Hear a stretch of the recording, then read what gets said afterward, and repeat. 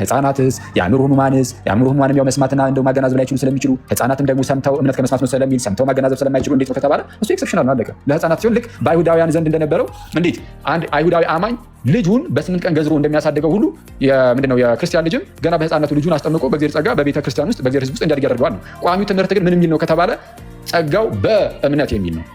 ከጥምቀት በፊት እምነት የሚል ነው። ይህ ቋሚ ትምህርታችን ነው አለቀ።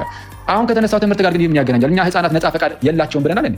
እናንተ እኮ ከእምነት በፊት ጸጋ ይቀርማል እያላችሁ ያላችሁት ነፃ ፈቃድ የለም ስለምትሉ ነው። ይሄ ካታጎሪካሊ ራሱ ትልቅ ፋላሲን የሰራው አንድ ላይ የሚሄዱ ነገሮች አይደሉም። ስለዚህ ጥያቄው ራሱ ከተነሳው ጋር የማይሄድ ነው። ቴንክ ዩ።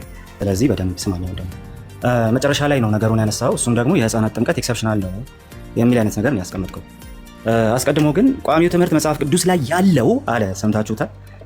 ቋሚው ትምህርት በቃ መጽሐፍ ቅዱስን ብንጠይቀው ቋሚው ትምህርት አለ። ሰው መጀመሪያ ለመጠመቅም እንደዚሁም ጸጋውን ለመቀበል ማመን አለበት። በቃ እዛ ቦታ ላይ በነገራችን ላይ ኢቭን ለመጠመቅ ራሱ ጸጋውን ማመን አለበት። ኦኬ። ስለዚህ በዛ ክፍል መሰረት ከሄድክ ሲምፕሊ የህፃናት ጥምቀትን ኤክሰፕሽናል አይደለም የምትለው ራሱ መጽሐፉ አይቀበለውም የምትለው ያን ክፍል ይዘህ ከሄድክ ማለት ነው። ያነሳውልህ ጥያቄ ከህፃናቱ ጥምቀት አንጻር ስለሆነ ከእርሱ ጋር አይሄድም። እንዴት እንደማይሄድ እንመልከት። ስለዚህ አስቀድሞ መጽሐፍ ቅዱስ ሲናገር አይ ጸጋን ለመቀበል የግድ እምነቱ ያስፈልጋል የሚል ነው ብለህ ከተነሳና ኦኬ የኢትዮጵያን ጃንደረባ ጉዳይ ከጠቀስክ የህፃናት ጥምቀትን በዛ እንትን ላይ በዛ ጥቅስ ላይ ቆመህ ያው መመስረት ስለማይቻል ሲምፕሊ ከራስህ ከጠየቁ ጥያቄ ጋር ለመመለስ ከምትሞክረው ነገር ጋር ተጋጭተሃል። አንዱ እሱ። ሁለተኛው ፖይንት ግን በዛው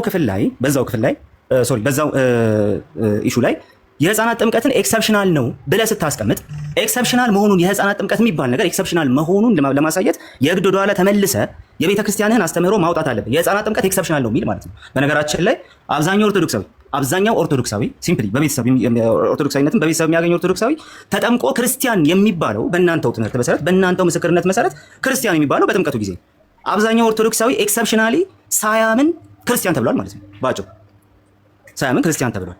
ስለዚህ ይሄ ኤክሰፕሽን ነው የህፃናት ጥምቀት ኤክሰፕሽን ነው ካልክ የህፃናት ጥምቀት ኤክሰፕሽን መሆኑን ለማሳየት የግድ የቤተክርስቲያንን ትምህርት መጥቀስ አለብህ።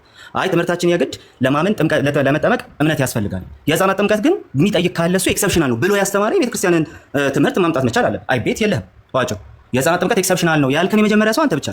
ካቴጎሪካል ፋላሲ ነው ብለሃል። ካቴጎሪካል ፋላሲ የሚሆነው ከእንትኖች ጋር ከአይምሮ ህመምተኞች ጋር ያመጣኸው ነገር ነው ካቴጎሪካል ፋላሲ የሚሆነው ማለት ነው። ስለዚህ ስለ ሜንታል ኢነቢሊቲ ነው እያነሳ ያለው በዛ ጉዳይ ስለ አእምሮ ህመምተኞች ስታነሳ። ስለ ህፃናት ስታነሳ ግን ህፃናት በአንተ ቤተሰብ ውስጥ ተወልደው እንደ ክርስቲያን አይደንቲፋይ የሚደረጉት ገና ሳያምኑ ጸጋውን በጥምቀት ተቀብለው ነው ትላለህ ማለት ነው። ስለዚህ ይሄ ምንም ካቴጎሪካል ፋላሲ አይደለም።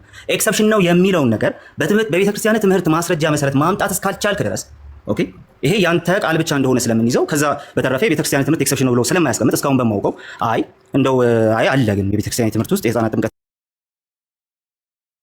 ኤክሰፕሽን ነው የሚል አለ። ህፃናት ሲጠመቁ ኤክሰፕሽን ነው ያ ኤክሰፕሽናል የሆነ የድነት መንገድ ነው የምትል ከሆነ ግን ችግር የለውም። ትምህርቱን ታሳየና እንታመንና እንሄዳለን። አይ እኔ ብቻ ነው ካልክ ግን ሲምፕሊ ያንተ የምናምንበት ምንም ምክንያት የለም። ለምን እንስማ አንተ ሌላ ከሌለህ ማለት ነው። አንተን የሚደግፍ ትምህርት ቤተክርስቲያን ትምህርት ከሌለ ህፃናት ጥምቀት ላይ ኤክሰፕሽን ነው የሚል ትምህርት ከሌለ ለዛውም ኤክሰፕሽን በሆነ መልኩ አብዛኛው ኦርቶዶክስ አይደናል እያልከን ካልሆነ በስተቀር ማለት ነው። ስለዚህ ይሄኛውን ማስረጃ እስካላመጣህ ድረስ የህፃናት ጥምቀትን ኤክሰፕሽን ማድረግ አትችልም። አስ ሪዛልት የህፃናት ጥምቀትን በተመለከተ ስናወራ ይሄኛውን ማስረጃ እስካላመጣህ ድረስ ማለት ነው የህፃናት ጥምቀትን በተመለከተ ስናወራ በእናንተ ትምህርትም ውስጥ ሪጀነሬሽንን በተመለከተ ስታነሳ ጸጋን መቀበልን በተመለከተ ስታነሳ ሳያምን ጸጋን መቀበል የሚቻልበት ፕሮባቢሊቲ ያ ፖሲቢሊቲ እንዳለ ኦልሬዲ ያሳየህን ነው ማለት ነው። ባጭሩ ያንን እያሳየህን ያለው። ከዚህ ለመውጣት ወንድማችን አክሊል ማድረግ የምትችለው አንድ ነገር አለ። እሱ ምንድነው? የህፃናት ጥምቀት ኤክሰፕሽን ያልከውን ነገር አንተ በማስረጃ ማሳየት ነው። በቃ ኤክሰፕሽናል የድነት መንገድ ነው፣ ኤክሰፕሽናል የሪጀነሬሽን መንገድ ነው የህፃናት ጥምቀት የሚለውን ነገር አንተ ማሳየት ነው። ኢፍ ኖት ግን ከመጽሐፉ ጋር ከመጣው የመጽሐፍ ቅዱስ ጥቅስ ጋር ጭምር በህፃናት ጥምቀት ይገኛል የምትሉት ነገር ይላተማል እያልከን ነው በዚሁ ማለት ነው።